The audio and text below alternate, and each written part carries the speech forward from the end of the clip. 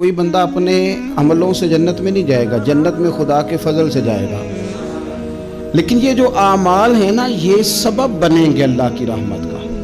یہ ذریعہ بنیں گے خدا کے کرم کے متوجہ ہونے کا۔ جب ہم نیک اعمال کریں گے تو اس عمل کی وجہ سے رحمت ہوگی، اور وہ رحمت ہمیں اللہ کے قریب بھی لے جائے گی، اور اس رحمت کی برکت سے رب جنت بھی عطا فرمائے گا۔ ہمارے ہاں یہ ہوتا ہے کہ ہم زیادہ تر چیزوں کو تقریر سننے کی حد تک لیتے ہیں، اچھی نصیحت کا لطف ضرور حاصل کرتے ہیں، اچھے جملے کو اپنے دل میں اس کی فرحت ضرور محسوس کرتے ہیں، لیکن عمل کی طرف نہیں بڑھتے۔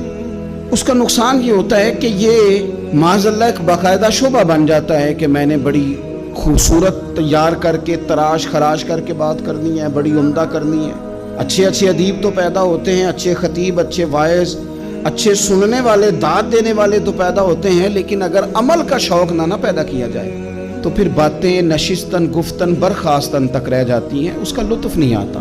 پھر تو تقریریں ہو رہی ہیں، ہوتی ہیں اور ہوتی رہے گی، نتیجہ کیا نکلا؟ جو آدمی کہتا ہے میں اتنے سالوں سے تقریر سن رہا ہوں، تو سوال یہ ہے کہ بھئی اتنا سننے کے بعد تم سنورے کتنا؟ سننے کا ایک ہی مقصد زندگی میں آپ سمجھ لیں کہ سننے کا مطلب سنورنا ہے، اور اگر آپ نے خیر کی بات سنی اور آپ سنورے ہی نہیں، میں آپ کو دعوت فکر دیتا ہوں۔ نبی پاک صلی اللہ تعالی علیہ وسلم نے ارشاد فرمایا، ایک عورت تھی، طوائف تھی، ساری زندگی اس کی گناہوں میں گزری معاذ اللہ، پھر وہ ایک کنویں کے پاس سے گزر رہی تھی، ایک پیاسا کتا اس نے وہاں پیاس سے تڑپتے سسکتے دیکھا، اور پھر اس نے اپنے جوتے کو لٹکا کر اپنے دوپٹے کی مدد سے یا جیسے اس سے ممکن ہو سکا اس نے پانی نکالا، کتے کو پلایا، اللہ نے اس کی بخشش فرما دی۔ آپ ماشاءاللہ ہزاروں میں لوگ ہیں، آپ نے بڑی جلدی مجھے یہ بتانا ہے، یہ حدیث آپ نے پہلے بھی سنی ہوئی ہے نا؟ میرا خیال ہے کوئی بندہ نہیں رہا جس نے نہ